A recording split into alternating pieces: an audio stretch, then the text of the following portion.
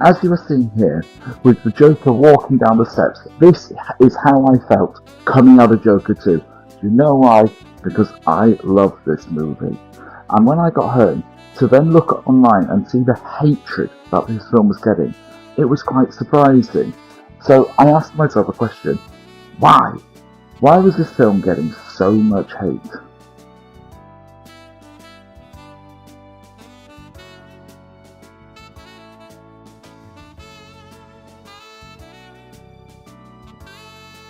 And I think it's to do with the fact there's a few things at play here.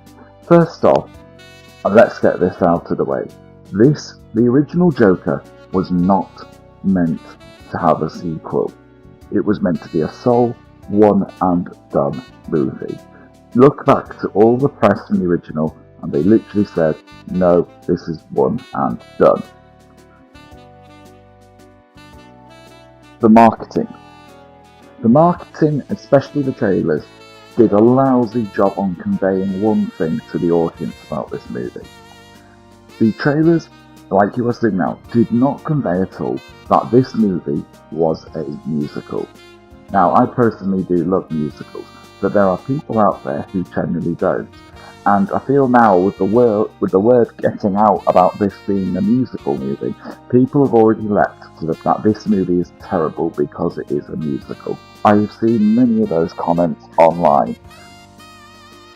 But to me, the fact that it's a musical, and there's the way the director, Todd Phillips, more on him in a bit, used the music to tell the story about the Joker and Harley's connection in their twisted psyche was actually quite beautifully done and made sense with it being a musical, especially as well the casting of Lady Gaga as Harley Quinn.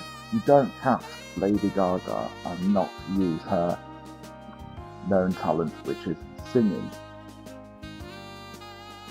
Also, I get this comment a lot that people do not like musicals because people randomly start singing in it. But the use of using the musical elements to dive deeper into that psyche tells me as the audience now, this is what is going on in the Joker's head. This is a show don't tell method. This is a show don't tell method, and it is very, very clear and precise. And it's so beautifully put, especially in the courtroom scene.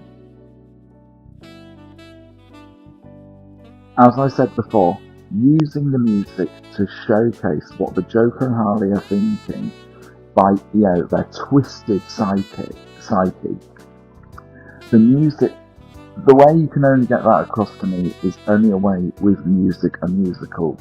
And it is way more impactful to use as a movie. It's way more impactful. We have so many movies that just use flash forward, cuts, whatever, use dramatic events to show that psyche, and it is there for shock value. Whereas I actually think the music is a very good key to go into that, rather than just using simple jump cuts, which can be all over the place and a bit confusing to some audiences. Todd Phillips, may I remind everyone, made The Hangover Part 2. The Hangover Part 2 is literally the same as The Hangover Part 1, but just set in Thailand, and in your face so much criticism for basically remaking the first movie.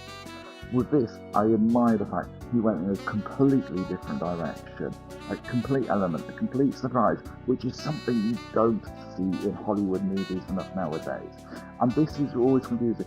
If we look back to the reaction to Star Wars The Force Awakens, a movie that I did enjoy, everyone complained it was the same as New Hope. But when Last Jedi came around, everybody said it was too different. Where is the balance in this? Because audiences, when they complain, say something's too similar, they say they want something that's really different. When they are given a sequel that is really different, all they do is moan and complain that it's not like the first one.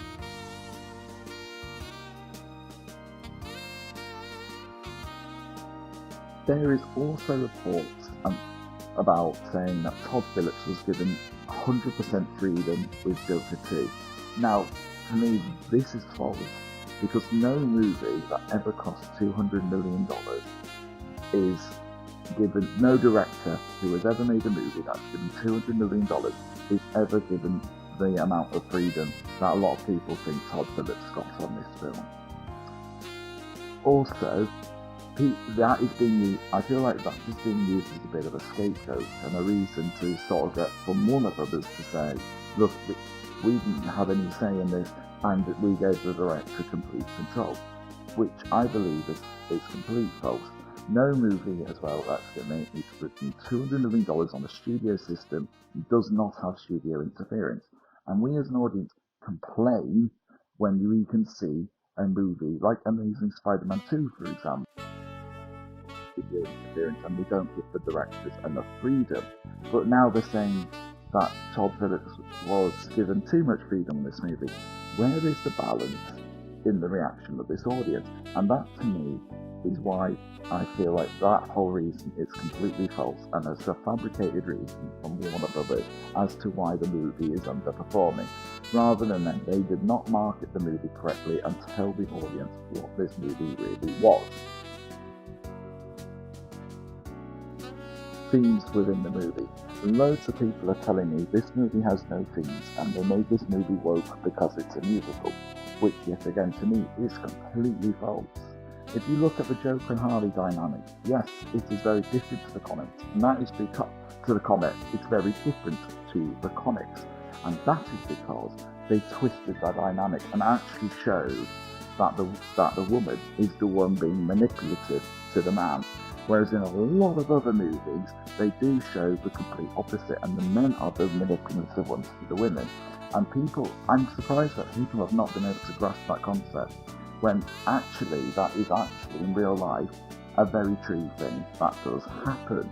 It happens both ways. Both sides, both genders can be manipulative. It's just not shown in Hollywood movies, and this movie dared to show it, and that is part of the theme of the movie. The movie has a whole scene between Joker and his lawyer about Harvey not needing to be in the court case, because she is manipulating a lot of him and manipulating a lot of his thoughts and feelings, hence why he took on the Joker persona while he was in the courtroom. As my friend James puts it, when people sort of keep saying, if Todd Phillips wanted to make a movie about this subject, why didn't he just make an original movie with original characters instead of taking a popular IP and twisting it and changing it into something that it's not? And I kind of just go, yeah, well, if he'd have used original characters and not used this popular IP, I don't think any of us would have actually went to go and see it as much as we did.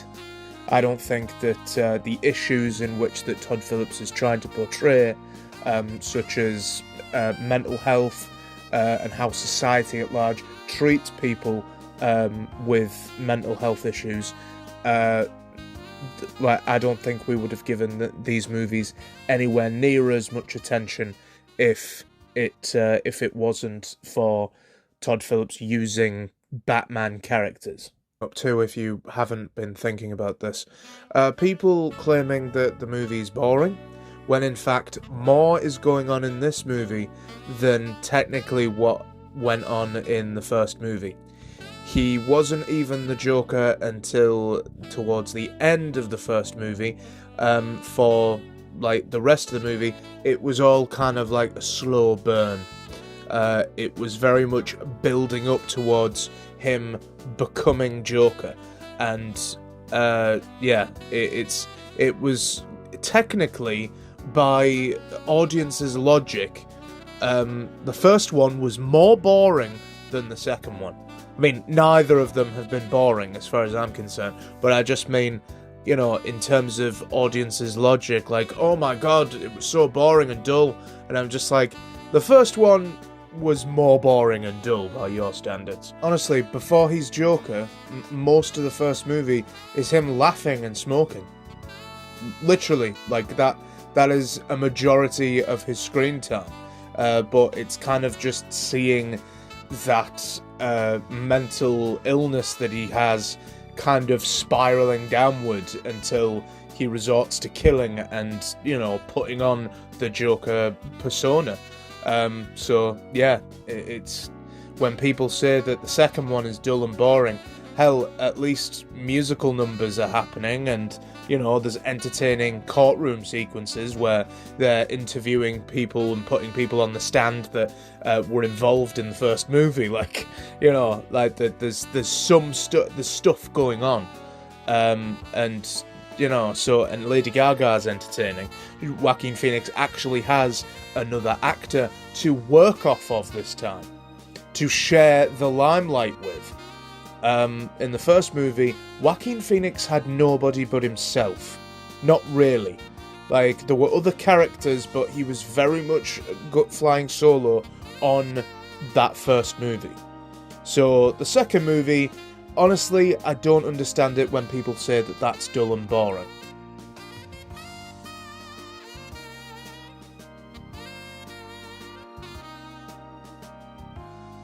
Conclusion, my quick defense of this movie. I believe that in a year's time, loads of people will come back and reevaluate this movie, and all of a sudden, you'll see everyone who's saying they hate it now saying, "Oh, I actually really love this movie." I, for one, love this movie coming out, and I will give it the statement that this movie is an underestimated, an understated masterpiece. This is a masterpiece of dark, musical filmmaking that subverts expectations of sequels.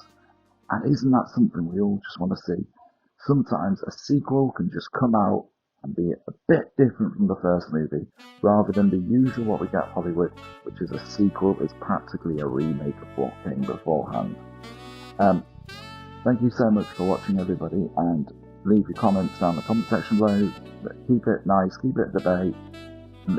And there will be another part to this In Defense coming out, a more in-depth one, closer towards the time of that the movie comes out on streaming and home media, give people more of a chance, and we can go more in-depth into more spoilerific territory for the film.